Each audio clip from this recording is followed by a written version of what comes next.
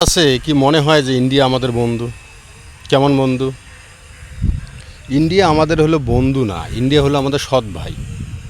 সৎ ভাইরা যেমন যে মায়ের সন্তান হয় সে মায়ের সন্তানকে দেখে, আরেক মায়ের সন্তানকে দেখে না, সেরকম ইন্ডিয়া আমাদের সৎ ভাই। এরা জন্মান্তর থেকে আমাদের সৎ ভাই। এরা কখনোই আমাদের নিজের ভাই না। এরা আমাদের কখনো বন্ধু হতে পারে না। এরা আমাদের শত্রু, আমাদের দেশের জনগণের শত্রু, আমাদের মুসলমানদের শত্রু। এই কথাগুলো কেন বলতেছি আপনারা একটু অ্যানালাইসিস করে দেখেন, আপনারা একটু পর্যালোচনা করে দেখেন যে কেন ইন্ডিয়া আমাদের বন্ধু হতে পারে না। আমরা ইন্ডিয়া কেমন আমি বলি আপনাকে। ধরেন আপনার স্ত্রীকে আপনি সারা বছর দিয়ে গেছেন, শাড়ি মানে আনুষঙ্গিক তার যত কিছু ব্যবহার প্রয়োজনীয় বা সোনা দানা যা কিছু আপনি অনেক দিচ্ছেন আপনার স্ত্রীকে, কিন্তু স্ত্রী আপনার দিন শেষে যে কী বলবে আপনাকে জানেন? কী দিছে তুমি আমার ময়না জীবনে? কিচ্ছুই দেশ নেই তুই। এই ইন্ডিয়া হলো এই ইন্ডিয়া হলো এইরকম একটা দেশ।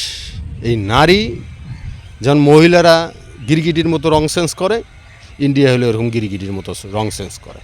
এদেরকে আমরা কি দেইনি? আমরা কি কম দিছি এদেরকে? কিন্তু তারপরও এরা এখনও আমাদের তিস্তা যে পানির হিসে এখনও সে তারা আমাকে দেয়নি। বর্ষাকাল আসলেই যখন ওদের পানি বেশি হয়ে যায় তখন পানি ঢালো বাংলাদেশে, কিন্তু যখন খরা মৌসুমে থাকে তখন বিন্দুমাত্র পানি তারা ছাড়ে না। এটা কি বন্ধু বলেন আপনারা? এটা কি বন্ধু? ইলিশ মাছ আমরা খেতে পারি না রে ভাই, এত দাম। সেই ইলিশ মাছ টনে টনে চলে যায় ইন্ডিয়ায়। এর নাম বন্ধু? আমরা বন্ধুত্ব দেখাতে পারি, আমরা প্রকৃত বন্ধু তাদের, কিন্তু তারা প্রকৃত বন্ধু না আমাদের। এই যে ইন্ডিয়ায় দেখেন কয়েকদিন আগে বন্যা, আমাদের বাংলাদেশে বন্যা হলো, পানি ছেড়ে দিল। ফেসবুকে কমেন্টের জোয়ার, কি জোয়ার! 1 টাকা ঋণ দেওয়া হবে না, এদেরকে সহযোগিতা করা হবে না।